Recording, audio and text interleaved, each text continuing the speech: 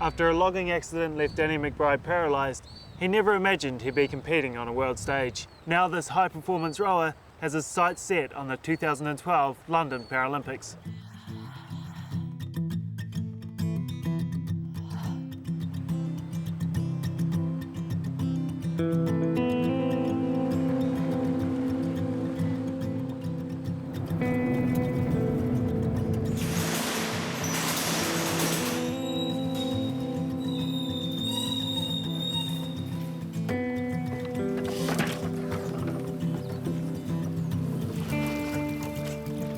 Six mornings a week, this is where you'll find Danny.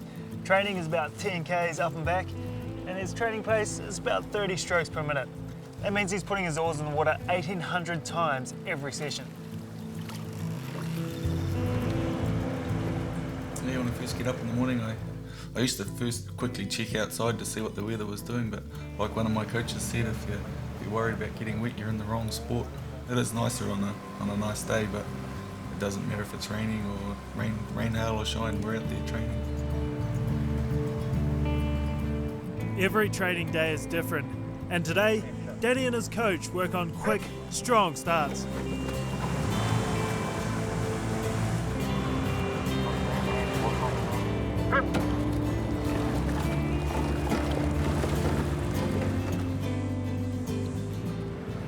Yeah, I had my accident back on the 27th of January 99. I was looking after two forestry crews at the time, and we had a falling machine coming in the next day to get timber on the ground for both crews, but one of them needed some more just to get through that day, so I needed to go falling for half the day. So I went up, found a nice creamy piece of bush and headed up to go falling.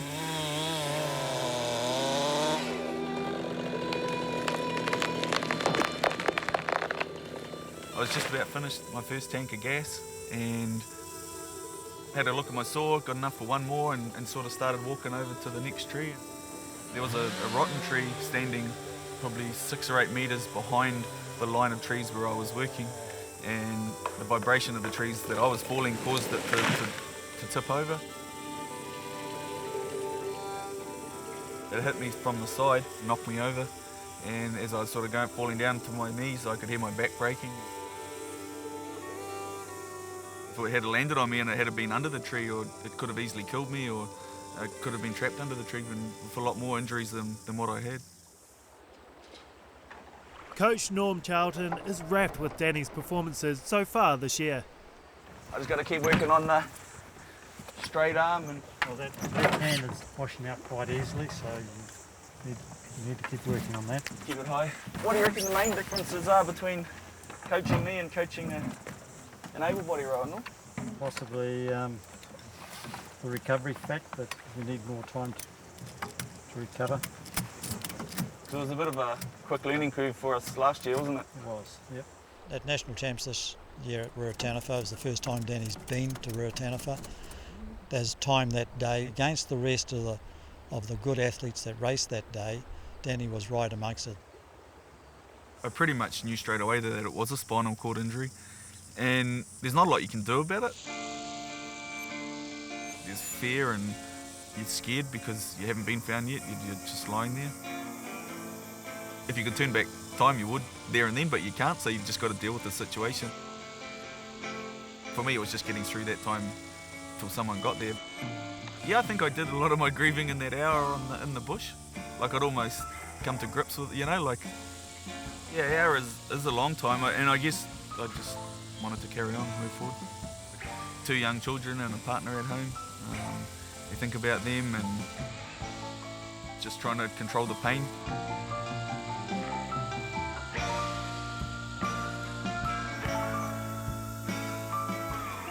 This wasn't going to keep me down, and just made a vow there and then to just carry on.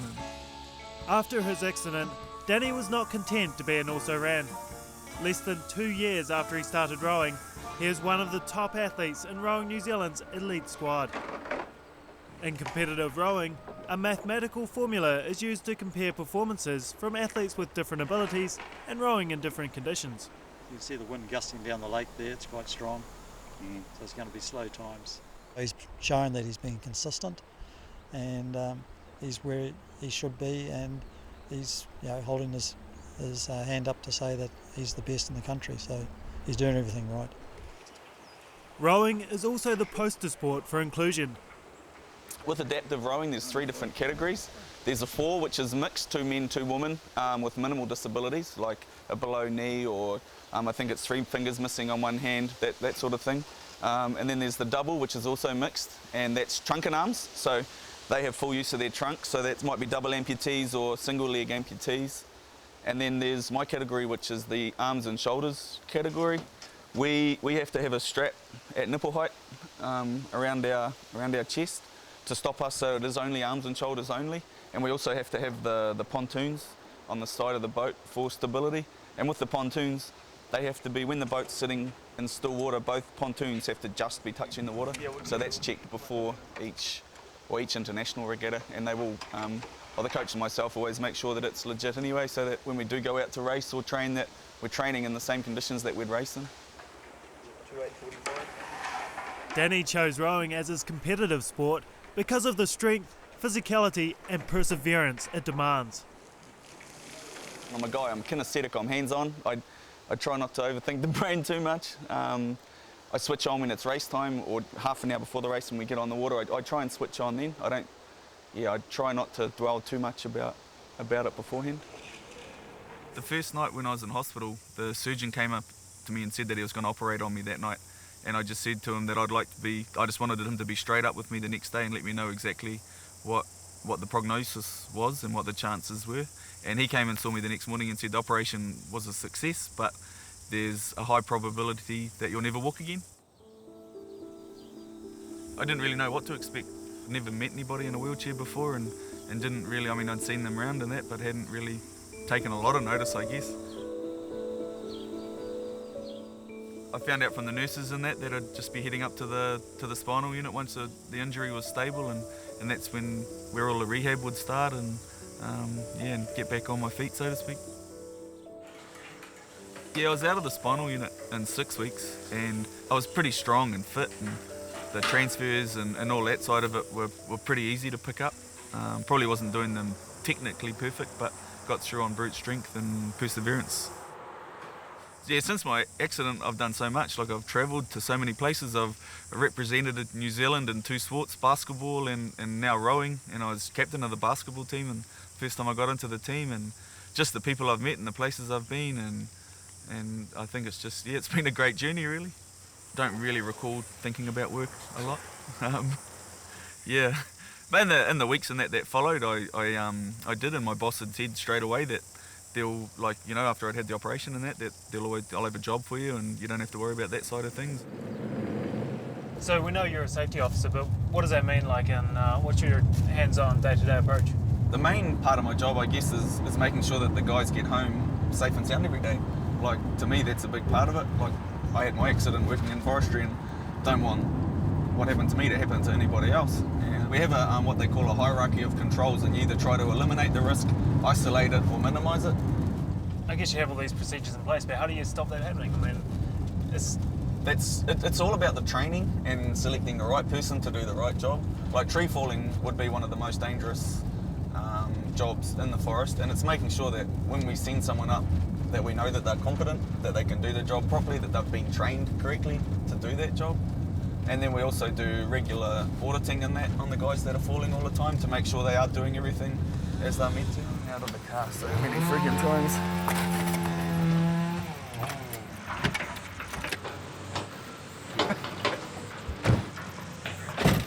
This is interesting terrain, man. You Yeah, don't need the mountain bike tyres? Oh, I don't hop out too often, eh? So I don't really need them out at work too often, but I have got a set at home if I do need them. Okay. Yeah. So now we're here, we have to go and sign in? Yeah, we'll go and sign in, and then we'll catch up with Luke, who's going to go and pull some trees and say good day to the boys and make sure everything's going all right. Perfect. So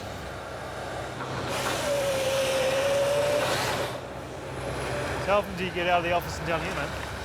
Most days I get out to one of the crews or to one of the places that I do health and safety. So it's pretty good. How many crews do you have on the go? We've got 2 of our own crews, but I also do health and safety for another 3 crews, 3 forestry crews, plus a couple of workshops. Right. So a lot of guys that you've got to know what they're up to. You've got to be safe, eh? So, Health and safety is a pretty big part in all industry these days. Yeah, really hands-on, eh? That's the biggest thing I seem to Yeah. notice. Like you're dealing with the guys, talking to them every day. Yeah, and just making sure they're not doing anything silly, you know, like something that might have just slipped past their attention and yeah.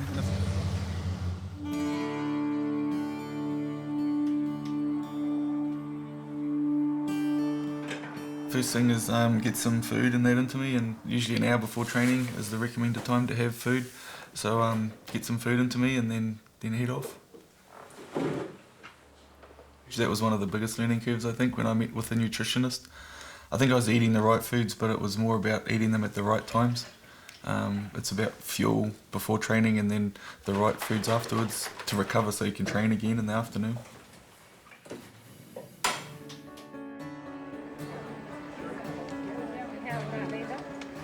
Today is a critical day for Danny on his campaign to qualify for the elite squad.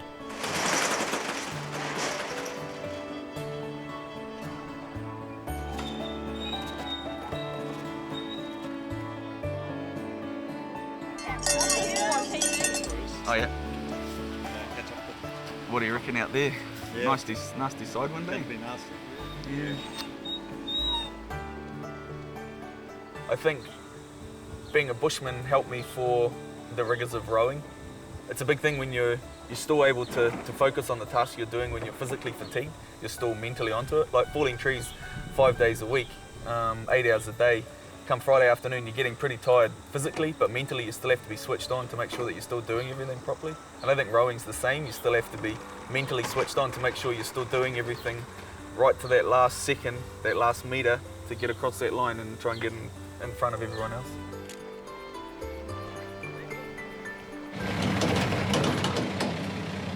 Forestry is one of New Zealand's biggest industries, but it's more than just an industry.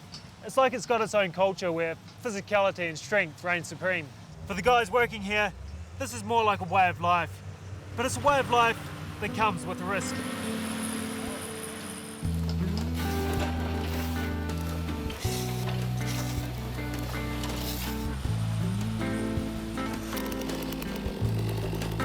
So, mate, tell me, what's it like working here in the forest? Oh, it's primo working out in the forest, just always outdoors. It's a mean physical job too, keep fit doing it.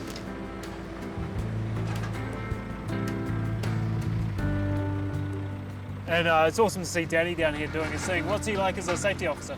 Oh, he's primo, he's a good guy. If you want something to be done, you got to make sure it gets done for you. If you got a problem here, he'll sort it out for you. And the fact that he's been there and done that, I guess? Yeah, because he was in the bush for a long time before he got hurt, so he knows what it's like to be out here in the rain and all that.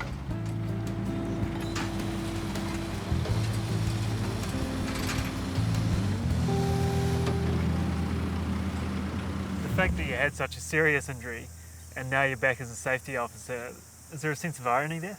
I guess there is a little bit of irony. It's a bit of a hard case, but it's something that I'm passionate about, and I wouldn't want what happened to me to happen to anyone else. So, in that respect, it's probably a good thing.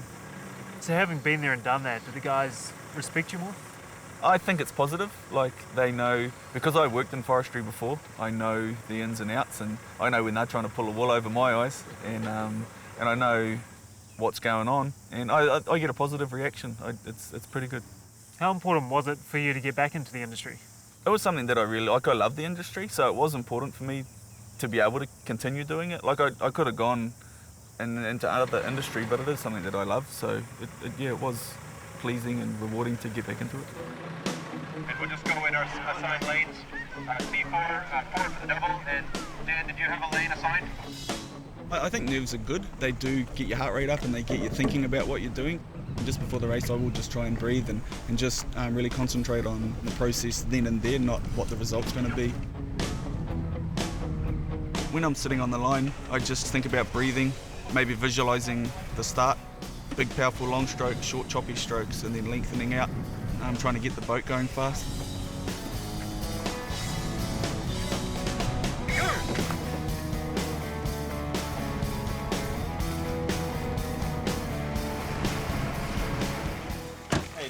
Hey, mate. Just in time to drench your calves, eh? Yeah, we'll go down and give them a bit of drench. Excellent. What do you got there, man? What's the broomstick for? Oh, I've got short arms, and I have to tape the drench container onto the end of the pole so I can pour it onto the backs of the cows. It's been a bit of Kiwi ingenuity. Yeah, well, matter of having to really, eh? The kids are good too, they help out as well, but it's still good to be able to do it myself if I have to. When Danny's not in the forest or on the water, he's in his element on the farm. Just head over to the shed. My life is ridiculously busy. Like, it's just, there's never a dull moment, you know, and I don't get to sit down very often, and I don't get much rest, but that's just the way I like it, and I wouldn't change it for the world. Good times on the grass, eh? Yeah. Yeah, you guys go and grab them. Alright, bro, just tell me where to go. Yeah, we'll just see which way they come back. But we head out the front here. See which way the calves are going to go? Yeah. The kids go and grab them. So you got a bit of land, mate. What was, how long you had it, I guess, and what was the motivation behind getting it? Oh, Kiwi dream, isn't it? To own your own, own home and then your own piece of land. Come on. Too easy, mate. Push the gate, Buddha. Been here since 2002 and love it out here. Oh, we might have carried on. Just a bit premature on the gate opening, bro. It's all right. Been away from the farm too long. Although Danny comes across as a staunch Waikato man of the land, his kids reveal the other side of him. Man, I'm just a pushover for those kids, eh? Like, I'd do anything for them, and I just love them so much, you know? Yeah, definitely. And that's part of that balance. Like, maybe you got the harder side of me, but the kids are definitely the softer side of me. I mean, I'd do anything for them. I'd drop anything, you know, to do. And I've always said that, like, later on, you guys ever need anything, you ring me, I'm there. And that's how it is. They're sort of like, yeah, they're my life, really. Too easy, mate. Wow, finally. Oh. So I know it's been 12 years, but looking back, did you have to reinvent yourself? I don't think I've had to reinvent myself because, I've been, like you say, I've been in a chair for 12 years. So I think your thought process is different. You don't think, oh, I can't do that. You just work a way out to do it. You don't. So I think it's just changed my thought process, and if I don't ever think negatively. I always try and think positively about something. If you show me how it's done, I'll have a crack at the second one. Yeah, mate. Your arms are longer too, you can get the back one. Sometimes things do take longer, but there is usually a way around it, you know, like even just taping the bottle of pouring onto a stick so you can get the right reach. Just like that.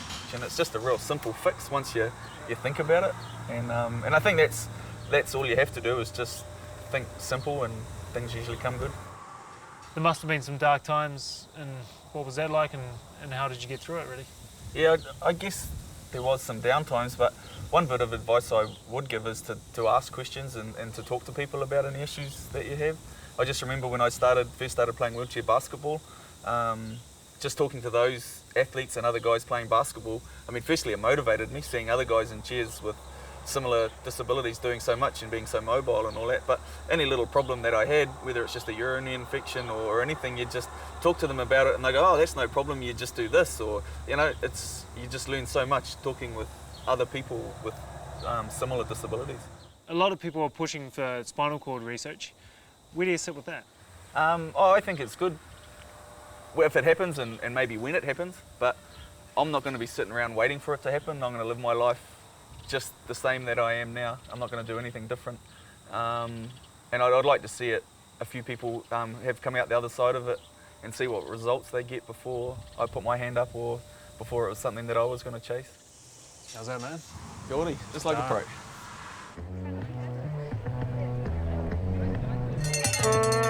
The starter will call me up to the line, and then he'll go tension, and then as soon as he sees row, all hell breaks loose, and then I just give it to it, like I just give it everything, trying to get the boat up and moving as fast as we can. In a race like that, it's more about survival and just getting through it. But it's still good to have a blowout and to get out there and row, and you've got to be able to row in all the conditions, and yeah, we train in conditions like that, but it is different racing in them.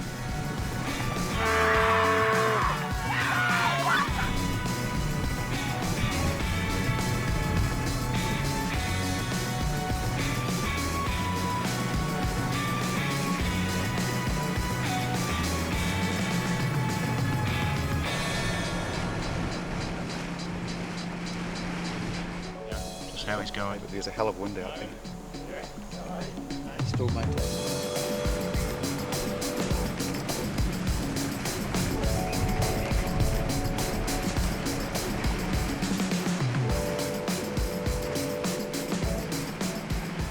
A good rower needs to know technique, use strategy, and has to be in shape. But what it takes to win races is the ability to reach inside and pull out something to keep you going when you have nothing left to give. It takes guts, and Danny has plenty of it. You hit the yellow buoys and it's 100 metres to go, and you just give it everything, and you don't want to leave anything out on the water, so you just give everything, and then you can just feel a lactic acid in your arms and then everything in your chest, and it's just building up and everything's just so tight.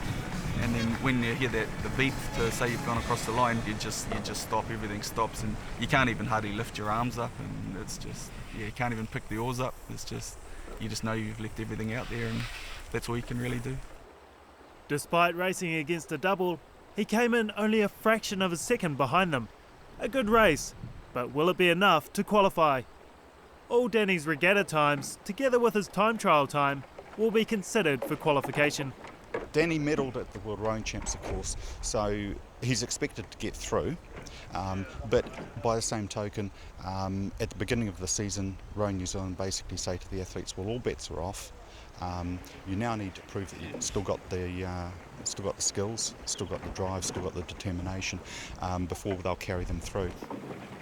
Today is very much a make it or break it for a lot of them, and if they don't get over the hurdle today, they don't get into the squad. So it looked fairly graceful from where I was sitting, but how does it feel out there? Yeah, I don't know if graceful is quite the word, but it is. It's good to be out there, and I enjoy it. Every time you're out there, you're really pushing that pain barrier? Yep, no pain, no gain. So yeah, push myself pretty hard each time. It's obviously just you on the boat. It's a fairly isolating sort of sport, but it's isolating from the rest of the world too. There's a lot more regattas in Europe. Yeah, and that's a problem in New Zealand, is that we've got no one else in my category. At least we've got a double to row against now, but it would be nice to have a training partner or even someone that was coming up. So when I finish, they're up to a decent level where they can just carry on. Danny does need to qualify. He needs to row very hard, and he needs to go to the regattas again this coming year. And at Bled, I understand, is the final qualification for the Paralympics 2012, and so that's the big goal for this year.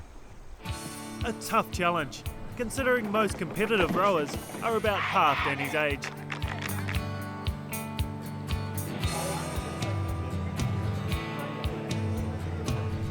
I'm happy with where I'm at, and like if you asked anybody, getting third in the World Champs, in their first World Champs, is a great achievement. And like it was, but that was then, and like I'm trying to go forward and concentrate on the next thing, but I think we've also got so much more potential. So my long-term goal is still London, so if I medal at London, then I'll really feel that I've achieved something, because that's really what I'm aiming to do. I just got a text saying 11 o'clock in the gym, so all athletes meet in the gym at 11 o'clock, and then we find out the news, good or bad.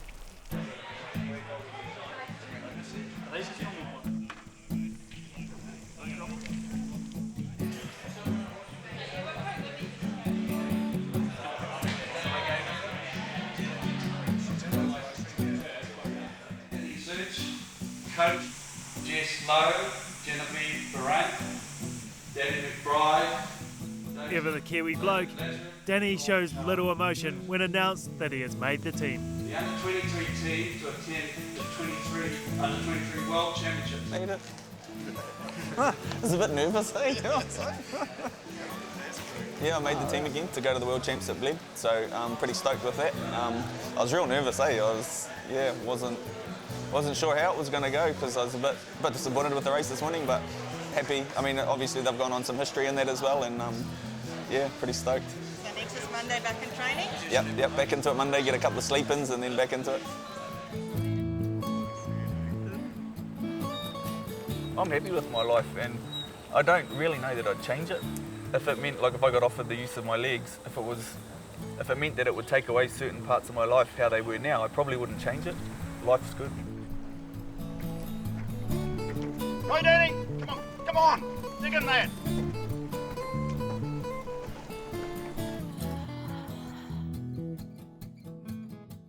As a member of New Zealand Rowing's elite squad, Danny will be competing against the best of the best at the World Champs in Slovenia from the 20th of August. We wish Danny and the squad all the best. And turning around, left. A lot of people who I say, oh, I've got arthritis and I'm doing this dance degree, I think it shocks a lot of people. It's not something they'd commonly put together. Some days are hard as well, but I really want it, so no matter how long it takes me, I'm going to do it. And close, other side together, and follow. At 17 years old, Anna Mortlock had a hip replacement. Juvenile arthritis had all but destroyed her joint. Natasha, you were supposed to stop, and then Angel, you Lauren run. Cassidy So, is Sarah, you 17. can't run to begin When with. arthritis So, entered Sarah, her playing can you days, run? she took up coaching. That was the first sign of me having arthritis, when I got this rash on my back. New drugs have transformed the treatment of arthritis for people like Lauren.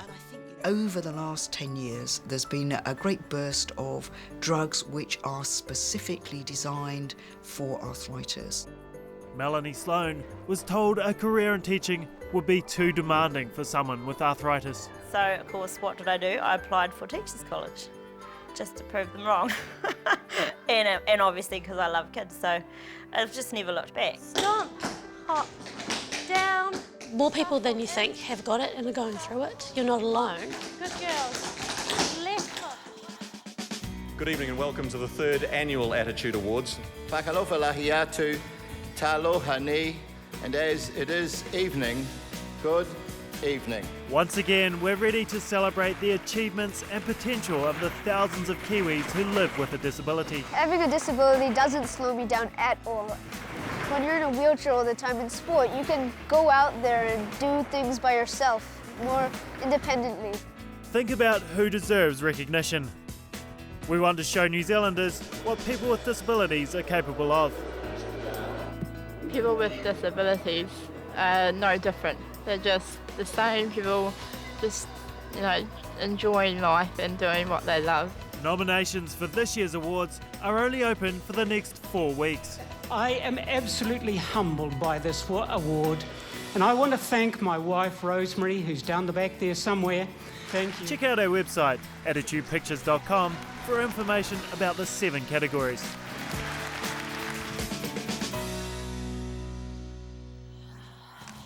See you later.